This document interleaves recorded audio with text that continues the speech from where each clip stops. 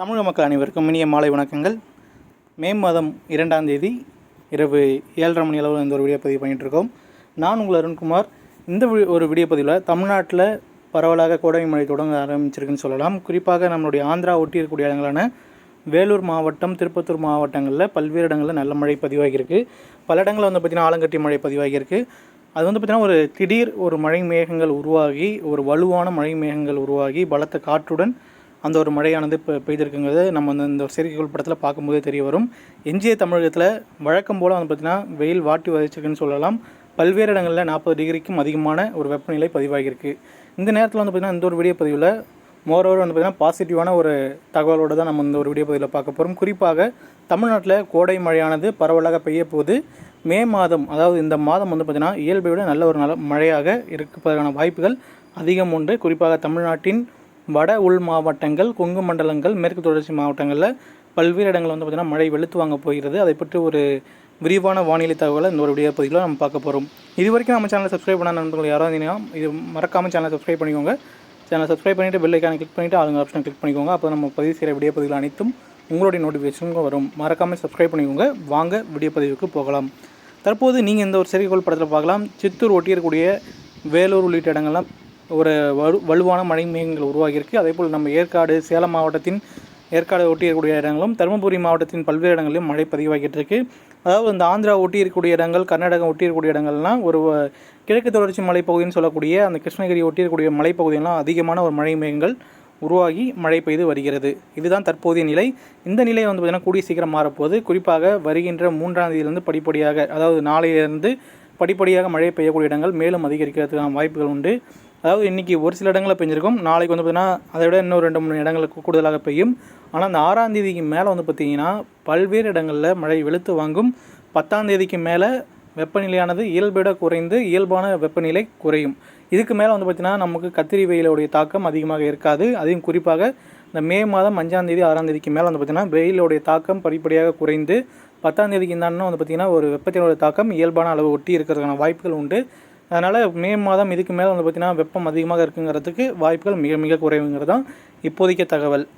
பகுதி, அதாவது இந்த ஒரு 5ஆம் தேதி வரைக்கும் இருக்கக்கூடிய முதல் பகுதியில் வட உள் மாவட்டங்கள், கொங்கு மண்டலங்கள், அதேபோல் தென் உள் மாவட்டங்களில் ஒரு நல்ல மழை கிடைப்பதற்கான வாய்ப்புகள் உண்டு. இந்த மே 2ஆவது பகுதி, அதாவது 15ஆம் தேதிக்கு மேலே தமிழ்நாட்டின் வடகிழக்கு பகுதிகளான நம்ம கடலோர பகுதிகள் மற்றும் சென்னை உட்பட பல்வேறு இடங்களில் மழை பெய்வதற்கான வாய்ப்புகள் அதிகமாக தென்படுகிறது. அதுவும் குறிப்பாக இந்த 15ஆம் தேதிக்கு மேலே தான் பார்க்கலாம். இப்போதைக்கு வாய்ப்புகள் குறைவு. இந்த 6ஆம் தேதிக்கு மேலே மழை பெய்யக்கூடிய இடங்கள்னு பார்க்கும்போது நம்ம சேலம் மாவட்டம், திருவண்ணாமலை, திருப்பத்தூர், ராணிப்பேட்டை, அதேபோல் கிருஷ்ணகிரி உள்ளிட்ட மாவட்டங்கள், தருமபுரி உட்பட இந்த ஒரு 5-6 மாவட்டங்களில், திருவண்ணாமலை உட்பட இந்த மாவட்டங்களில் பார்த்திங்கன்னா கனமழை பெய்வதற்கான வாய்ப்புகள் உண்டு. பல்வேறு இடங்களில் பார்த்திங்கன்னா கனமழை பதிவாகலாம். சில இடங்களில் தரை காற்றுடைய வேகம் அதிகமாக இருக்கக்கூடும்.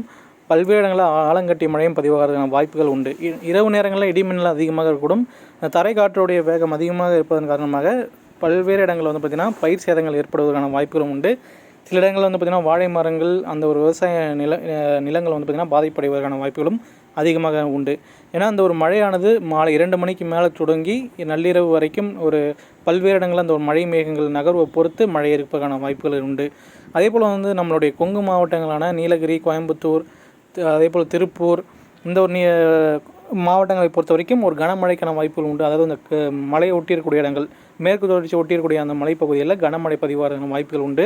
ஒரு நாள் விட்டு ஒரு நாள் அல்லது கண்டினியூஸாகவும் மழை பெய்வதற்கான வாய்ப்புகள் இந்த மேற்கு தொடர்ச்சி ஒட்டியிருக்கக்கூடிய இடங்களில் கண்டிப்பாக இருக்குது. அதேபோல் நம்ம தென் மாவட்டங்களை எடுத்துக்கொள்ளும் போது நம்ம தேனி மாவட்டம், திண்டுக்கல் மாவட்டம், மதுரை, விருதுநகர், தென்காசி உள்ளிட்ட மாவட்டங்களையும் ஒரு நல்ல மழை பெய்வதற்கான வாய்ப்புகள் உண்டு. பல்வேறு இடங்களில் இந்த இடங்கள்லாம் கனமழை பதிவாகும். இந்த முல்லை பெரியாறு அணையை ஒட்டியிருக்கக்கூடிய இடங்களில் நல்ல ஒரு மழை எதிர்பார்க்கலாம். நல்ல ஒரு நீர் வரத்தும் இருக்கக்கூடும். தென்காசி மாவட்டத்தில் பல்வேறு இடங்களில் வறட்சியான நிலை. குற்றாலம், நம்மளுடைய குற்றால பகுதியிலாம் பார்த்திங்கன்னா நீர்வீழ்ச்சி பகுதியெலாம் பெருசாக மழை இல்லாதனால வறட்சியான நிலையில் இருக்குது. அந்த ஒரு நிலை பார்த்திங்கன்னா ஒரு 10ஆம் தேதிக்கு மேலே பார்த்திங்கன்னா மாற்றமடைந்து நீர்வரத்தானது ஏற்படுவதற்கான வாய்ப்புகளும் அதிகமாக தென்படுகிறது. இப்போதைக்கு பார்த்திங்கன்னா முதல் பகுதி நம்முடைய வடக்கு உள் பகுதிகள், மத்திய பகுதிகள், அதேபோல் தென் மாவட்டங்களில் மட்டும் மழை இருக்கும், கடலோர மாவட்டங்களை தவிர. பிறகு இந்த 15ஆம் தேதி 12ஆம் தேதிக்கு மேலே பார்த்திங்கன்னா கடலோர மாவட்டங்களுக்கும் மழை படிப்படியாக தொடங்கும். அந்த ஒரு மழையானது வங்கக்கடலில் உருவாகக்கூடிய அந்த ஒரு காற்று சுழற்சியுடைய நகர்வு மற்றும் மேற்கத்திய இடையூறுடைய நகர்வு பொறுத்து தான் பார்த்திங்கன்னா நம்ம கடலோரம் மாவட்டங்களுக்கு எந்த அளவுக்கு மழை இருக்குங்கிறது தெரிய வரும். இந்த ஒரு மழையானது தினசரி பெய்யாது, ஒரு நாள் விட்டு ஒரு நாள் பெய்யும். குறிப்பாக மாலை நேரங்களில் பெய்யும். மத்திய மாவட்டங்களான திருச்சி, கரூர் உள்ளிட்ட மாவட்டங்களையும் பார்த்திங்கன்னா மழை மேகங்களுடைய நகர்வு இருக்கும். ஆனால் அந்த ஒரு பாலக்காடு கணவாய் வழியாக வரக்கூடிய காற்றின் காரணமாக அந்த ஒரு மழை மேகங்கள் எந்த அளவு தூரம் வருதுங்கிறத நம்ம பார்க்கணும். அதாவது கரூர் வரைக்கும் வருதா, துறையூர் வரைக்கும் வருதாங்கிறது நம்ம பொறுத்து தான் பார்க்கணும். ஏன்னா அதுக்கு மேலே நகருமா, அதுக்கு மேலே நகர்தான் அந்த ஒரு மழை மேகங்கள் வலுவான நிலையில் இருக்குமாங்கிறதும் நம்ம பொறுத்து தான் பார்க்கணும். இந்த நேரத்தில் நம்ம முன்னாடியே சொன்ன மாதிரி மே மாதத்தில் நல்ல மழை இருக்குது. அதாவது தமிழ்நாட்டில் பல்வேறு இடங்கள் பார்த்திங்கன்னா மே மாதம் ஒரு நல்ல ஒரு மழை மாதமாக அமைவதற்கான வாய்ப்புகள் உண்டு.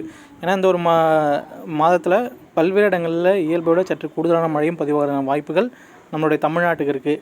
இதில் பார்த்திங்கன்னா நம்ம கொங்கு மாவட்டங்கள், வடக்கு உள் மாவட்டங்கள் கூடுதலாக பயனடைவதற்கான வாய்ப்புகளும் அதிகமாக இருக்குது. இந்த ஒரு நேரத்தில் நம்மளுடைய தென்மேற்கு பருவமழை ஜூன் மாதம் முதல் வாரத்தில் தொடங்குவதற்கான வாய்ப்புகள் உண்டு. இதுக்கு பிறகு படிப்படியாக வெப்பச்சலன மழை ஜூன் மாதத்துக்கு அப்புறம் எப்படி இருக்குங்கிறது நம்ம பொறுத்து தான் பார்க்கணும். இப்போ வரைக்கும் இருக்கிற தகவல் இதுதான். இது மேலே பார்த்திங்கன்னா 24 மணி நேரம் வானிலை அறிக்கையில் தினசரி பார்த்திங்கன்னா எங்கெங்கே மழை பெய்யுது, எப்படி மழை பெய்யுங்கிறது அடுத்த வீடியோ பதிவில் பார்ப்போம். இந்த வீடியோ பிடிச்சிருந்தால் லைக் பண்ணுங்கள். உங்களுடைய கேள்வி இருந்தாலும் கமெண்ட் செக்ஷனில் கமெண்ட் பண்ணுங்கள். அனைத்து கேள்வியும் பதில் தரப்படும். உங்களுடைய நண்பர்கள் அனைவருக்கும் இந்த வீடியோ ஷேர் பண்ணுங்கள். நன்றி, வணக்கம். ஓகே.